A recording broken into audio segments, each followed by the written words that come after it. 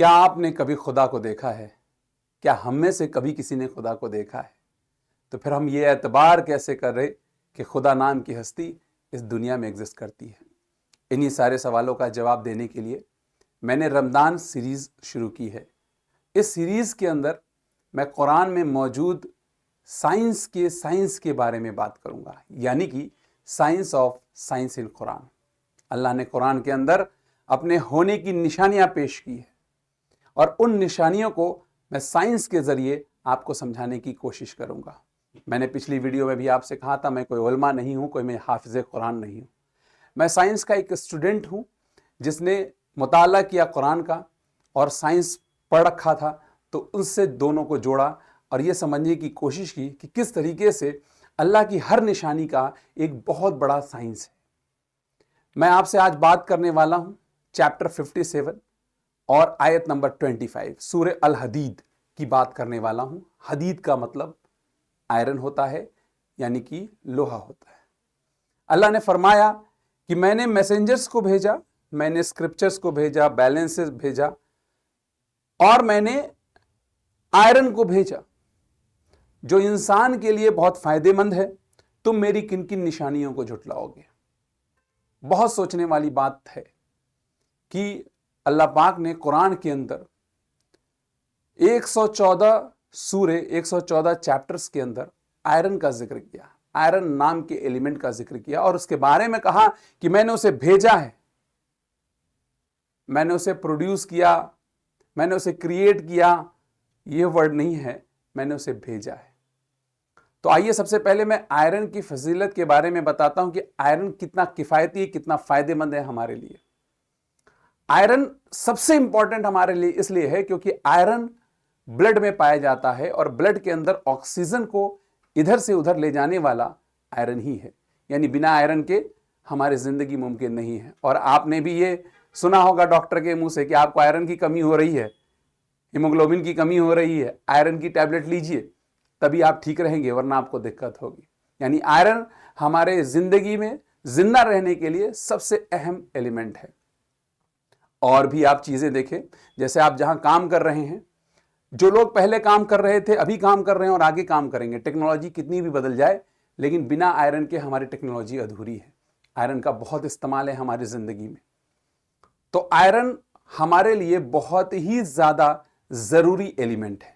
इसके बिना इंसानी जिंदगी का तस्वर करना बहुत मुश्किल है। लेकिन अब सवाल उठता है कि आयरन का ही जिक्र क्यों है? अगर आपने पीरियोडिक टेबल देखा है या आप साइंस के स्टूडेंट हैं तो आप ये जानते होंगे कि जमीन के अंदर, अर्थ के अंदर 92 एलिमेंट्स पाए जाते हैं नेचुरली। कुछ किताबों में 98 का भी जिक्र है। आप 92 या 98 की बहस में ना जाएं, बस इतना समझ लें कि 90 से ज्यादा, 90 से ज्यादा एलिमेंट्स अर्थ क्रस्ट में पाए जाते हैं। आपके मन में एक सवाल आना चाहिए कि ये जो अर्थ क्रस्ट में 92 एलिमेंट्स पाए जाते हैं, ये इसमें आए कहां से? क्या जमीन ने इसको बनाया या कहीं और से आए हैं?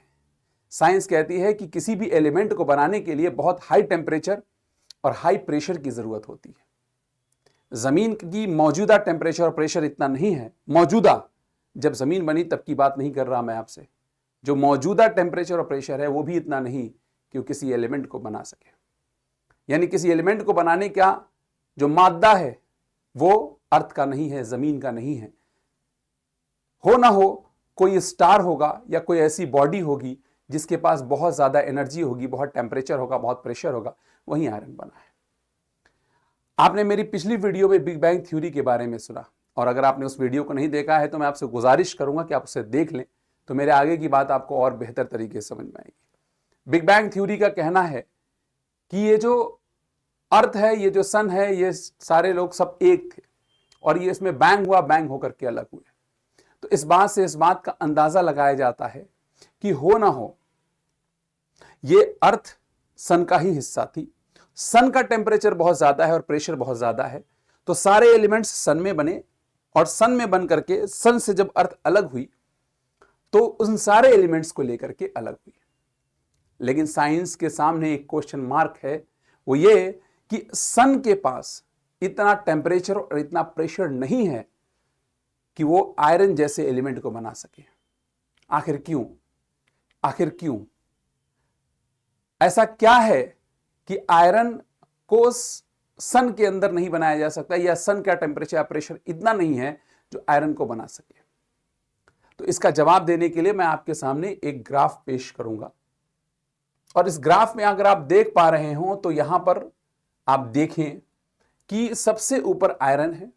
साइंस कहती है आयरन बहुत ही स्टेबल एलिमेंट है, बहुत ही स्टेबल है, और इतना स्टेबल एलिमेंट है इसका, इतना ज्यादा स्टेबल न्यूक्लियस है इसका कि आप इसको सन में नहीं बना सकते। जो टेम्परेचर, जो प्रेशर इसको चाहिए वो वहां नहीं मिलता इसको। तो साइंस से अगर पूछा जाए तो साइंस के पास एक ऐसा जवाब है जो बहुत ही डायलेमा का जवाब है, जो जवाब एम्बिगुअस है, जो जवाब ये देता है कि कहीं और किसी और सुपरनोवा के एक्सप्लोजन से कहीं हुआ एक्सप्लोजन और वहां से आयरन इस अर्थ में आ गया। पर सवाल है मेरे भाइयों और बहनों कि साइंस को यह तो पता है कि किसी और सुपरनोवा एक्सप्लोजन से आ सकता है, मैं भी मानता हूं आ सकता है, लेकिन वो अपने आप यहां कैसे मुखातिब हुआ? आखिर किसी और जगह, किसी और सुपरनोवा एक्सप्लोजन से आयरन नाम का एलिमेंट यहां कैसे चलाया? अपने आप तो नहीं आ सकता। कोई ऐसा फोर्स नहीं, कोई ऐसी चीज नहीं, कोई ऐसा दलील नहीं साइंस के पास जो इस बात को प्रूव कर सके कि ये किस वजह से यहां आया। तो मेरे भाइयों और बहनों, इसका जवाब है सूरह अल हदीद। अल्लाह ताला कुरान में फरमाते हैं कि मैंने आयरन को भेजा है, मैंने आयरन को भेजा है।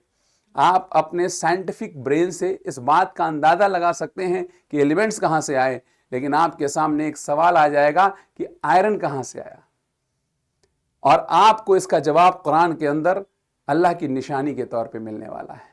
और अल्लाह की निशानियों में से एक निशानी है आयरन का होना।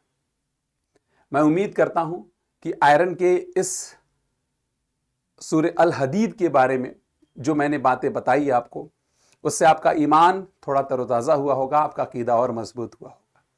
मेरी कोशिश है कि मैं हर वीडियो में अल्लाह की जो निशानियां कुरान के अंदर मौजूद है उसके साइंस को सही तरीके से आपके सामने पेश कर सकूं। ये वीडियो आपके लिए इंफॉर्मेटिव तो है ही है, साथ ही साथ आपके अकीदे को मजबूत करने के लिए भी बहुत अहम रोल अदा करेगी। मैं आपसे गुजारिश करूंगा कि आप इस वीडियो को ज़्यादा से ज़्यादा शेयर करिए। वो बच्चे जो साइंस पढ़ते हैं या साइंस के बारे में जानते हैं उन तक पहुंचाइए, ताकि उनका अकीदा और मजबूत हो सके, उनके ईमान में और तरोताज़गी आ सके। अगर आपने वीडियो को देखा है, आप इसे लाइक करिए, और चैनल पर अगर पहली बार है तो चैनल को सब्सक्राइब कर दीजिएगा। मिलते हैं अगली वीडियो में अल्लाह की एक और निशानी के साथ, जहां मैं साइंस ऑफ साइंस के बारे में बात करूंगा। जज़ाकल्लाह खैर। अस्सलामु अलैकुम वरहमतुल्लाहि वबरकातुहू।